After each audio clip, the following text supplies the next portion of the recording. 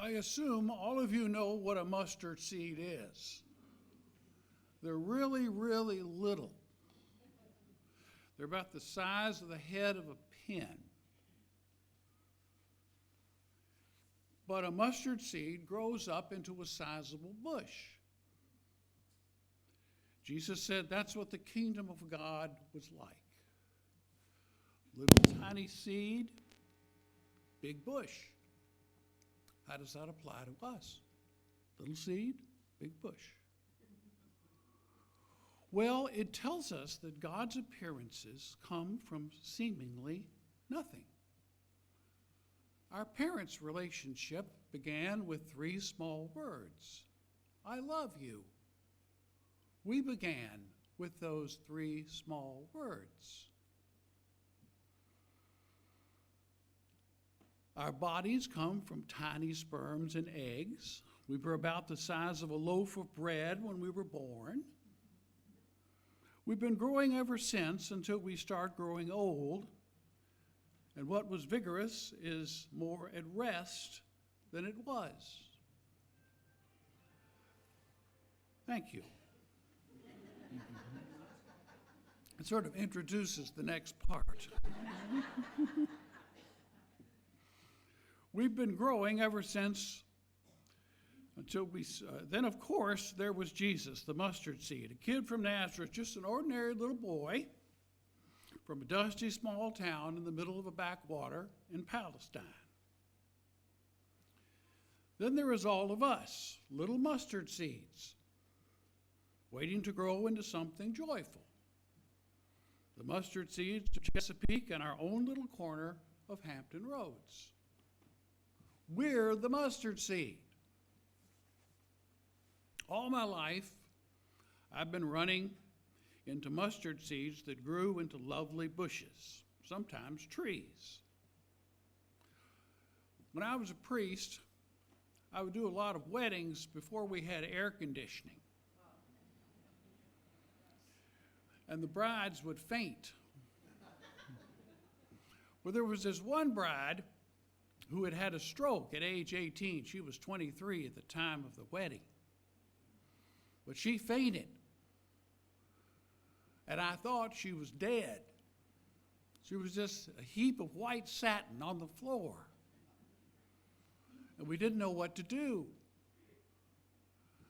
So we had just finished the vows, and I almost said her boyfriend, her husband at that point, picked her up gallantly and carried her outside and put her on the hood of a car. And we all stood around and wondered if we were going to give her mouth-to-mouth resuscitation. Time was passing. And all of a sudden, out of the sacristy, this little boy runs with a big bucket of holy water. And he runs up to the car and he splashes it onto the bride, and she coughs and apologizes. So Catholic. I'm sorry. Mea culpa. Mea culpa. And we finished the wedding with her sitting in a folding chair, and the little altar boy with his full bucket of holy water standing by, waiting for the next emergency. Now that was a little miracle. That little boy was a little mustard seed. He just came out of nowhere and saved the day.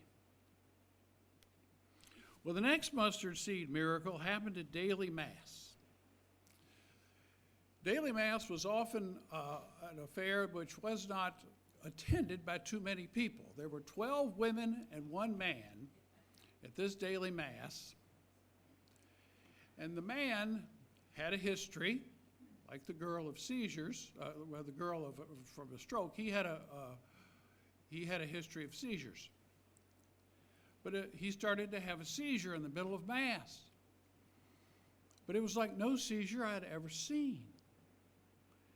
He was in a trance. His name was Walter. And he started to take off his clothes. started to stretch out of his shirt and step out of his pants. Don't worry, I'm not going to do that. And I thought he was going to get naked right there in the middle of Mass. But all the women, all 12 of them, gathered around him and gently put his clothes back on him. Put his pants on, put his shirt on, and they all sat down in a long pew, 12 of them, and put them over their lap. He was lying down on their lap. And he was snoring. It was like the Pietà times 12. And I kept going. I don't know if you know this, but no matter what's happening, the priest is supposed to keep saying Mass no matter what. The roof's falling in, doesn't make any difference. You just keep going. And as I was saying Mass and raising the cup, raising the bread, it was a little miracle. It was him on their laps and everybody smiling and them patting him on his head. It was Jesus snoring there on a weekday, on a Tuesday, another mustard seed, another moment of faith. Another moment when you said, yes, there really is a God, and he's functioning.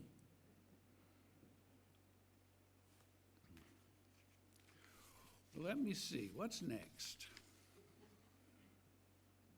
The thing I like to do best as a priest was attend last rites. I love to give last rites. Now, I am fascinated by death, for one thing. And it was always a very peaceful thing watching people die, usually. Almost everybody has a peaceful death. Well, one day they called the rectory and they said, oh, we need a priest. Mama's dying. She's on her last legs. So I went out to this little house in the country, and it was surrounded by big pickup trucks with big tires. And I entered the house, and there looked like no one was home. And then somebody yelled from the back, we're in here, Father. And I went into one of the back bedrooms, and there's this enormous bed, took up the whole room. And on the bed was the woman with cancer, and she was emaciated. She was thin and gaunt from her disease. And she was in the middle of her family. And they were all singing songs and telling stories. And they said to me, Father, come on up. We're riding this boat to paradise. And I got up on the bed, and they handed me a scotch and a Twinkie.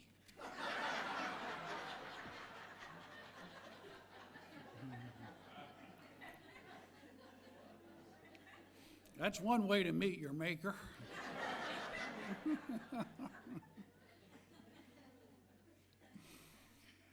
And we rode the night out, singing and telling jokes and stories, telling all the numerous things that this person had done. And she'd chime in a little bit, but she was dying. She was going very quickly.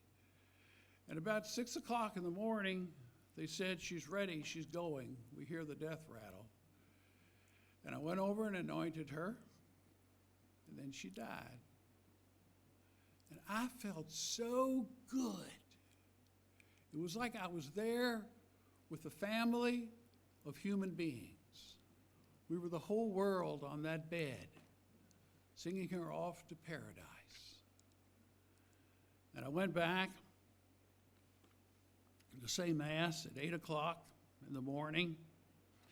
But this time the bread was Mama's body, the wine was Mama's blood, and communion was the memory of that crowded bed with Christ at its center. The disciples laughing and singing and weeping. That was a moment. Little mustard seed came alive.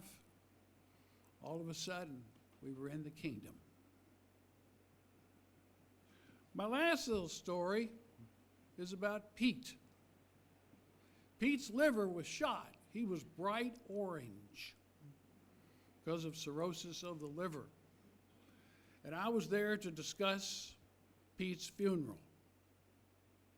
He said, "Well, I got to tell you something, Father. My wife won't be at the funeral." I said, "Well, where's she going to be?" He said, "She'll be bowling." She bowls every day. It keeps her sane. And she doesn't like church. So she'll come to the cemetery after she bowls. Now, I got kind of angry at that. You mean your wife's going to miss your funeral because she has to bowl? And she said, "Father, I understand my wife better than you do. She's bowling. I'm dying."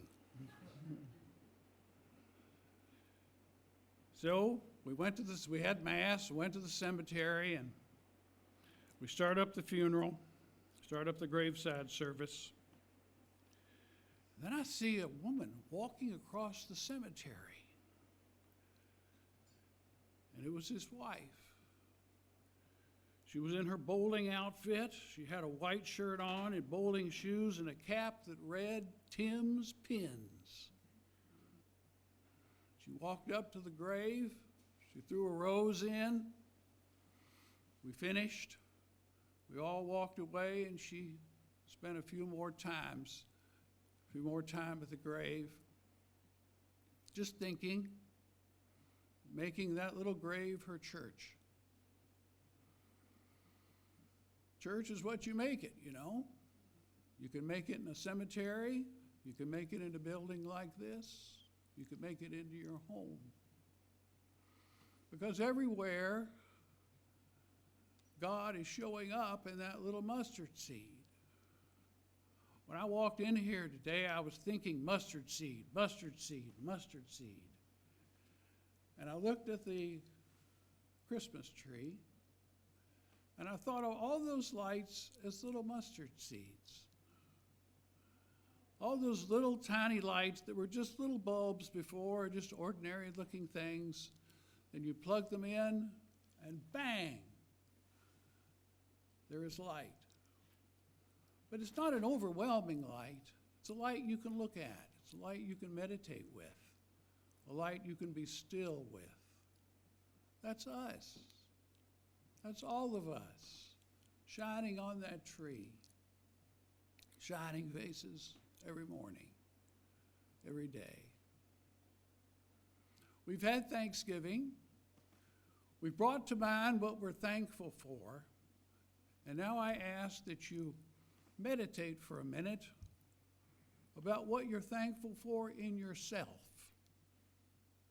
the mustard seed that you are. So let's get into meditation.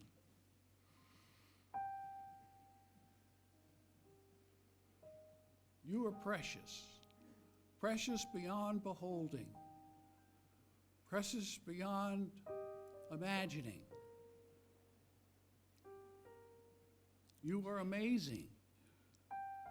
Now, you're ordinary amazing. You're probably not an amazing looking person, although you might be. You're probably not amazingly poetic, although you can be sentimental.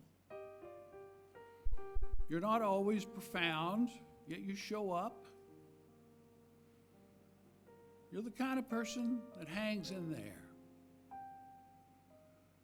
that flies the flag, that says, "I'm here and I'm here for you." That's you, a little mustard seed of love. Not anything amazing or fantastic, just who you are. And that's enough. God doesn't want you to be a celebrity.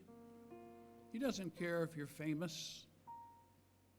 He doesn't even care if anybody knows your name, because he knows it. He knows it so well. and it is a treasure to him. The way your children's names are to you, so your name is to him. He's with you. And he's very excited about what you're becoming. Every day, every moment. You, a mustard seed, a Christmas tree, a little speck of love in the world, a speck that loves others and now opens up to love itself.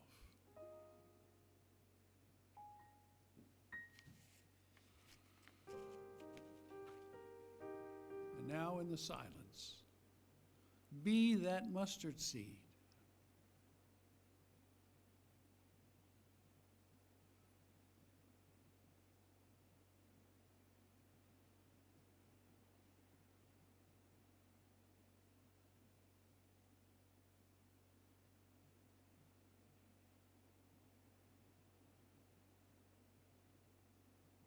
Isn't that rain cozy?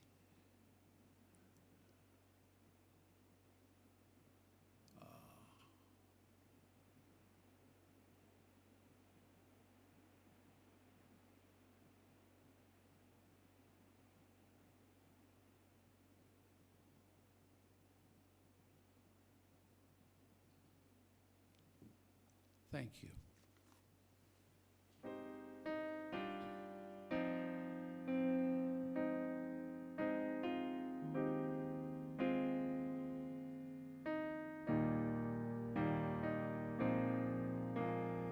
Flow, Spirit, flow through me as I open up to be an expression of your unfolding peace. Show, Spirit, show through me as I open up to be an expression of your unfolding love. And as always, Tom, thank you so very much. We bless you.